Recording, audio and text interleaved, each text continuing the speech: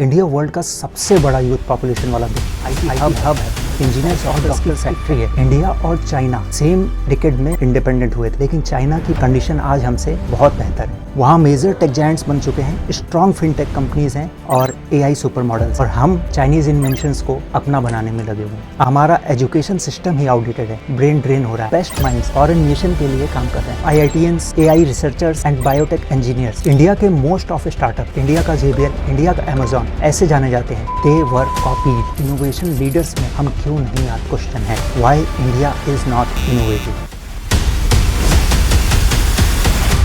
एक बात जो दिमाग में अटक रही है, इंडिया वर्ल्ड का सबसे बड़ा यूथ पॉपुलेशन वाला देश है, आईटी हब है, इंजीनियर्स और डॉक्टर फैक्ट्री है। लेकिन जब बात इनोवेशन की आती है तो कई छोटे कंट्रीज हमसे बहुत ऊपर हैं और हमारा नाम दूर दूर तक नहीं है। हम वर्ल्ड की 4th लार्जेस्ट इकोनॉमी तो बन गए, लेकिन इनोवेशन लीडर्स में हम क्यों नहीं आते हैं? We celebrate our CEOs leading world's big tech companies like Google, Microsoft, Adobe, but have you ever paused to ask why is there no such big companies born in India? A big question mark, right? India और China same decade में independent हुए थे, लेकिन China की condition आज हमसे बहुत बेहतर है। R&D में वो अपनी GDP का 2.5% तक स्पेंड कर रहे हैं और हम सिर्फ लेस देन 1। अगर ये कंपैरिजन अमाउंट में किया जाए तो बात बहुत अलग हो जाती है। जहां हम सिर्फ 75 to 80 बिलियन डॉलर खर्च कर रहे हैं, वहीं China 800 billion dollars per year R&D में स्पेंड कर रहा है। चाइना पेटेंट फाइल करने में वर्ल्ड लीडर है। वहाँ मेजर टेक जायंट्स बन चुके हैं, स्ट्रॉन्ग फिनटेक कंपनीज हैं और एआई सुपर मॉडल्स हैं। चाइना बेसिकली वर्ल्ड्स फैक्ट्री है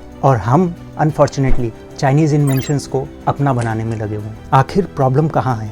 ये एक uncomfortable but very important question है, why India is not innovative. इस वीडियो का एम किसी को ब्लेम करना नहीं, बट हमारा रियलिटी चेक करना है। The first reason, conditioning education system. British era का एजुकेशन सिस्टम बना था क्लर्क्स के लिए। सिस्टम का पर्पस था ओबीडियंस। वहाँ क्रिएटिव, इनोवेटिव ऐसे लोगों की कोई ज़रूरत नहीं थी। ज़रूरत थी तो सिर्फ जो लोग ऑर्डर फॉलो कर सके। आज 2026 है, बट स्ट्रक्चर वही है। रट लो, रैंक लाओ, टॉप करो। Employability assessment firm the aspiring mind ने रिवील किया कि 80% Indian engineers are unfit for any job in knowledge domain. यानी 10 में से 8 इंजीनियर्स तो कॉम्पिटेंट ही नहीं है। But why is that? Because हमारा एजुकेशन सिस्टम ही आउटडेटेड है। हमें कंप्लायंस सिखाई जाती है, क्यूरियोसिटी नहीं। In any innovative society a child is being rewarded for asking why, but India में हालत बिल्कुल इसके opposite. Actually we suffer from the cognitive dissonance. हम चाहते तो आइंस्टाइन है, but there is conflict in our behaviour. दूसरी चीज, हमें फेलियर से बहुत डर लगता है। अगर स्टार्टअप फेल हो गया तो लोग बोलेंगे मैंने तो पहले ही कहा था गवर्नमेंट जॉब कर लेते। And compare this to Silicon Valley culture. वहाँ पर failure is consider as badge of honour. वहाँ फेलियर रिज्यूमे स्ट्रॉन्ग करता है और यहाँ character weak. Actually innovation require high risk appetite, और हमारा सोसाइटल स्ट्रक्चर रिस्क एवर्जन पर बिल्ड है। We can accept diamond with flaws, but cannot accept a flawless corundum. Basically, we are driven by the fear of ostracization. मेरे according लोग क्या कहेंगे syndrome is the biggest innovation killer in India.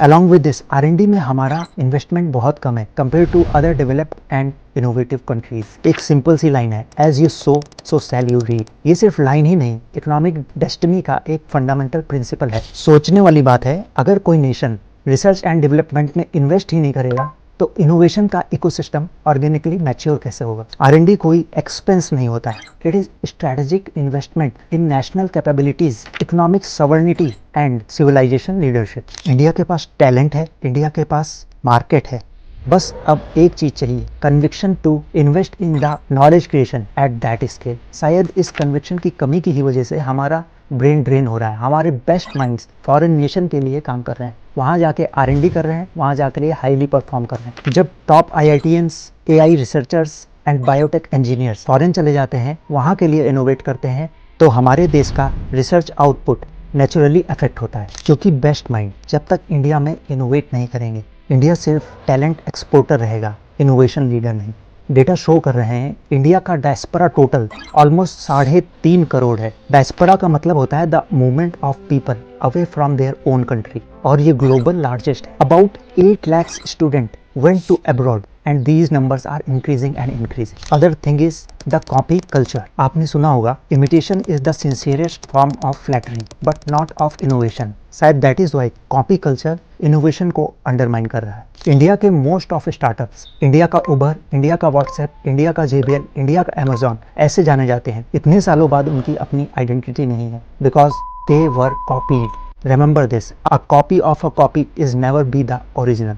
Indian entrepreneurial mindset हमेशा से capital constrain और failure averse का रहा है. फैमिली एक्सपेक्टेशन, बैंक्रप्सी स्टिग्मा और लिमिटेड डीप रिसर्च फंडिंग, ये सब एक्सपेरिमेंटेशन को डिस्करेज करते हैं. एक अहम बात, जैसे हर छोटा बच्चा अपने बड़ों को इमिटेट करता है, वैसे ही हर नेशन इनिशियली इमिटेशन फेज से गुजरता है. जापान ने भी वर्ल्ड वॉर 2 के बाद वेस्टर्न मैन्युफैक्चरिंग को इमिटेट किया. साउथ कोरिया ने रिवर्स इंजीनियरिंग को कॉपी किया वर्ल्ड लीडर बनने से पहले.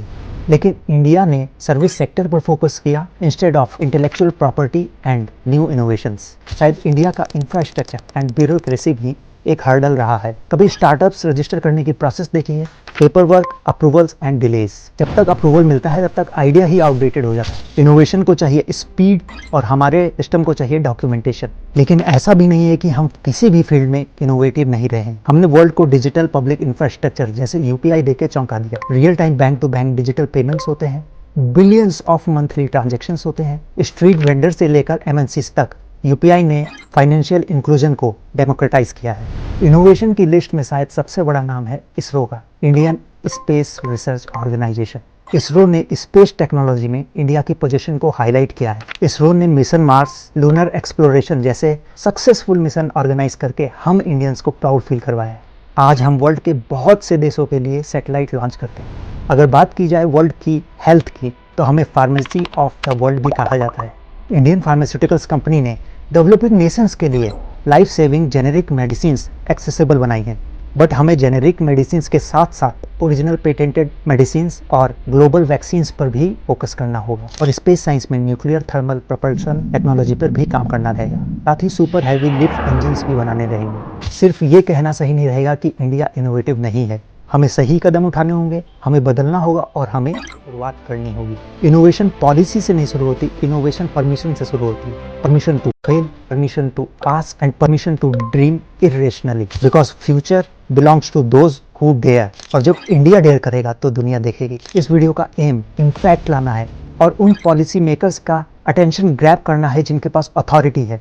स्कूल मैनेजमेंट को अवेयर करवाना है क्योंकि वो हमारी फ्यूचर जनरेशन को नर्चर कर रहे हैं. और सबसे इम्पॉर्टेंट, उन पेरेंट्स को एक्शन लेने होंगे जो बच्चों के सबसे पहले टीचर होते हैं. अगर आपको ये वीडियो पसंद आया हो और आप चाहते हो कि कैसे अपने किड्स को इनोवेशन एक्टिविटीज़ में इन्वॉल्व करना है, तो आप मुझे कमेंट में लिख भेजिए. मैं इसके ऊपर एक डिटेल्ड वीडियो बना के अपलोड कर दूंगा. और ये वीडियो आप अपने फ्रेंड्स और फैमिली में शेयर कीजिए.